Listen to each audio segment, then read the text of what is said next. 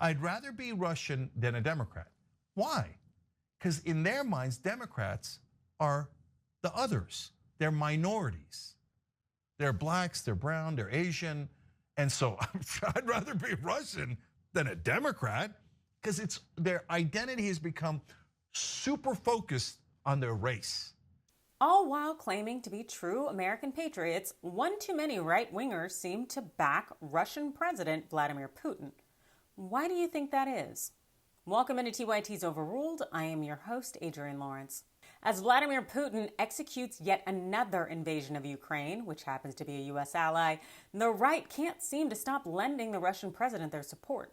On Thursday, TYT host Cenk Uygur lended insight into why that is. He tweeted this: "Right wing doesn't love Putin just because he is an authoritarian, tyrannical leader.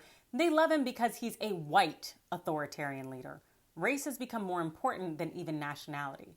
They've turned on democracy and now even America in favor of a white warlord."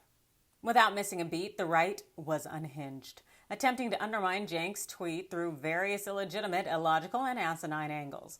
But let's look at the receipts and ask ourselves, how many white, cis-hetero, male supremacy dog whistles do you hear?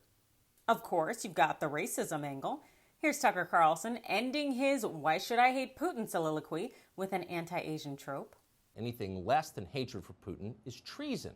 What is this really about? Why do I hate Putin so much? Has Putin ever called me a racist? Has he threatened to get me fired for disagreeing with him? Has he shipped every middle-class job in my town to Russia? Did he manufacture a worldwide pandemic that wrecked my business and kept me indoors for 2 years? Is he teaching my children to embrace racial discrimination? Is he making fentanyl?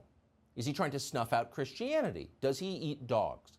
As you may expect, anti-LGBTQ sentiment is flourishing, with Steve Bannon and Eric Prince really essentially saying they'd back Putin because he is quote-unquote anti-woke. And the reason that Putin ain't woke, he is anti-woke. The Russians, people still know which bathroom to use. They know how many genders are there in Russia? 2. Okay, that's all of a sudden that's not. They don't have the flags. They don't have the pride flags outside on their. They don't have boys swimming in girls' college swim meets. How backward! It's embarrassing. How savage! How medieval!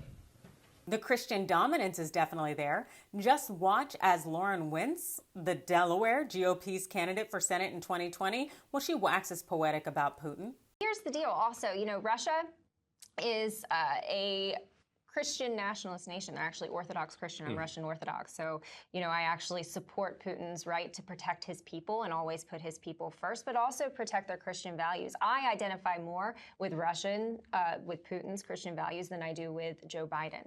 And did I mention there's inklings of anti-Semitism? Yeah, because Ukraine has one of the largest Jewish communities in the world with nearly 400,000 Jews currently living there. It's all here, front and center. These people are pro-Putin for a reason. The right relishes how the Russian president effectuates the white supremacy playbook. Let me know your thoughts in the comments below. Hit the like and follow button, and thanks for watching.